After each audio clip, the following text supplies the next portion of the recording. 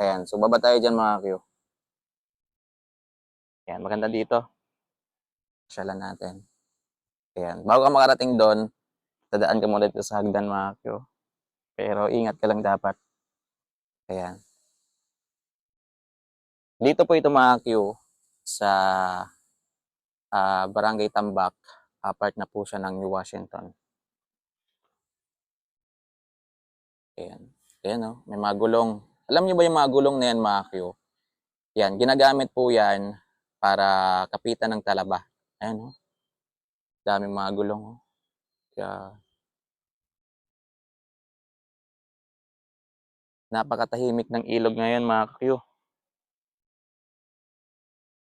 Ito kasi pag medyo stress ako mga Q, maraming iniisip. Ayan, pumupunta ako sa mga ganito. Ayan, kasi parang nagiging ano ko na rin, stress reliever ko na rin pagpunta sa mga ganitong lugar, mga Q.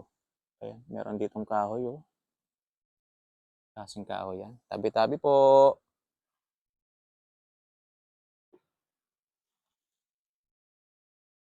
Wasak na dito yung ano. Parang nagsisilbing ano niya, wall dito. Ayan, tahimik lang yung ilog na yan. Ayan. Tapos mga Q, meron kayong mapapansin, parang ganyan, yung parang meron siyang nakapalibot na ano, na lambat. Tawag po dyan, cage. Yan, minsan nilalagyan nila ng mga alimango. Yan, kaya po siya merong lambat para hindi makalabas yung mga nilalagay nilang isda doon mga Q. Yan, parang fish cage yung tawagin. Minsan din mga bangos. Ayan o. Napakakalmado lang ng ilog na to.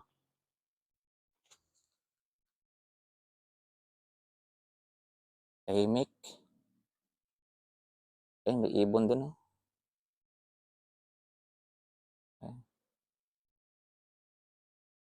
Nakamike kasi tayo mga Q, hindi nyo siguro naririnig yung mga tunog ng ibon, yan, tunog ng tubig. Ay, meron dito.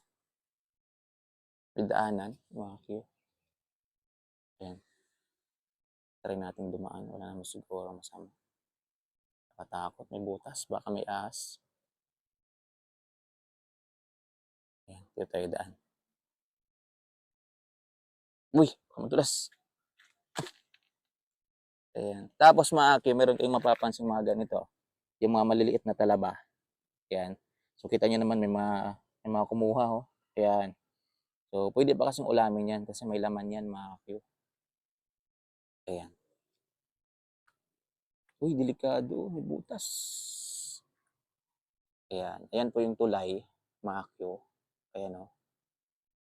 Ayan. Katakot naman tong kahoy na to.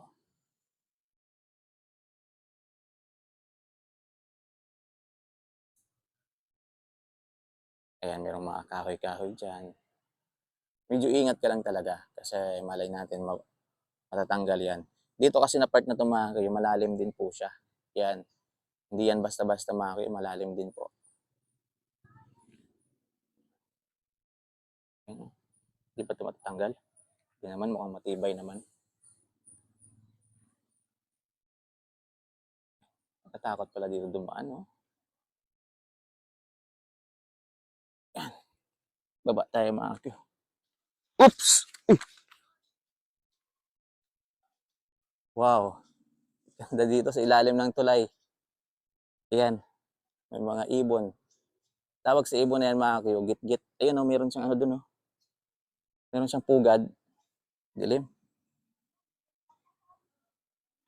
Dito mga kayo, nakakatakot din minsan, lalo pag malakas yung ulan. Ayan. Kasi yung agos talaga ng tubig dito mga kayo, malakas din yung current ng tubig dito. Ayan.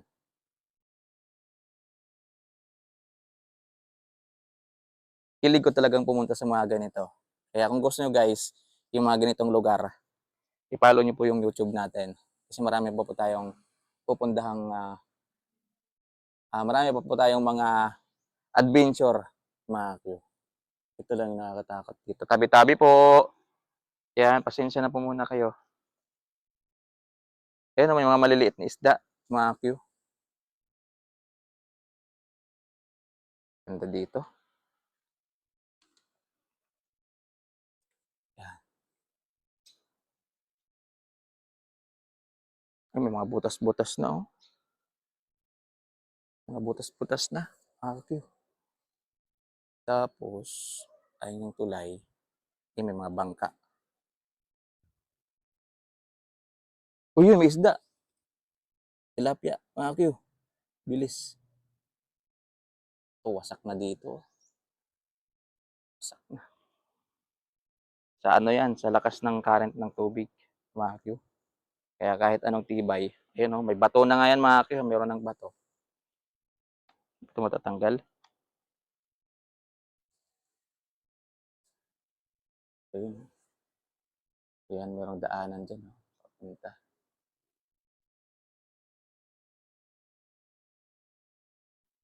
Ayan, ayun, may balsa. Mga Q. Wow, ang cute naman. May bahay dyan. Oh. Mga Q. Tingnan nyo yung bahay. Ayan. Bahay kubo. Bahay kubo ba yan, mga Q? Ayan. Kaso mukhang delikado yan, mga Q, pag may bata kang maliliit. Kasi halos, ano eh, halos 80% nasa bangin na. Ayan, no? Delikado yan, mga Q.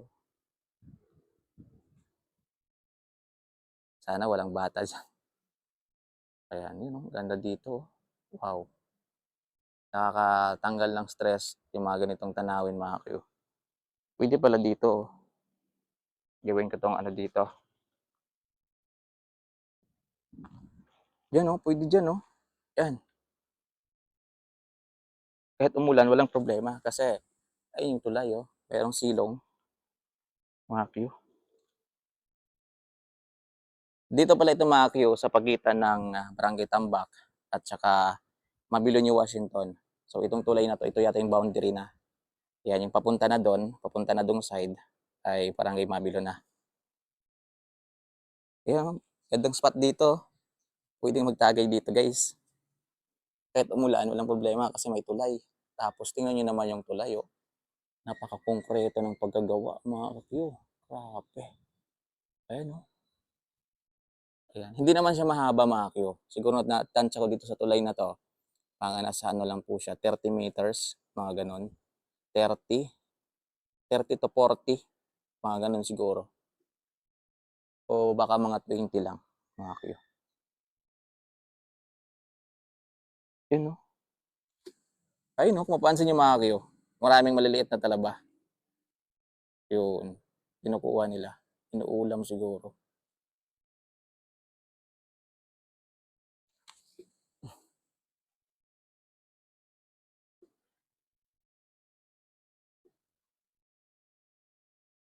Daling tayo dito. Katakot, oh. Ano to? Parang buhok ng ano. Uy. Akyat tayo. Ingat lang, mga Q. Ingat ka lang.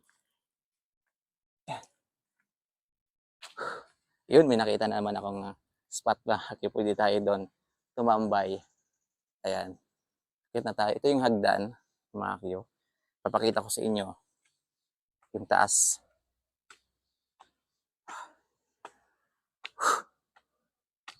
Yan. Yan. Dito na tayo, mga Q, sa taas ng tulay. Yun, know? Yan.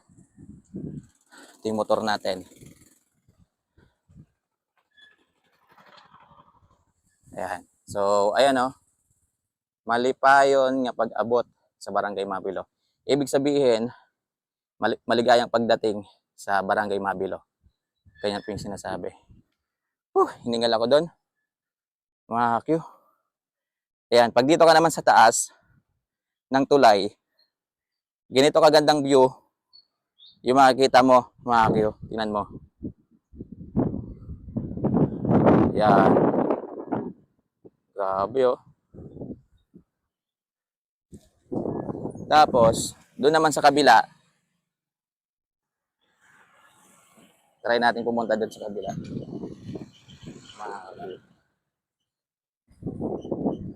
Dito naman, ganito kaganda yung matatanaw mo, mga Q. Kaya meron mga fish cage, Ayan, fish gate po tawag dyan mga Q. Ayan, mga bangka. Yung mga balsa. Ayun oh. Wow. Ganda. Ayun yung bahay kanina mga Q. Ganda dito. Hiningal ako dun mga Q sa pag-akyat natin. Ayan.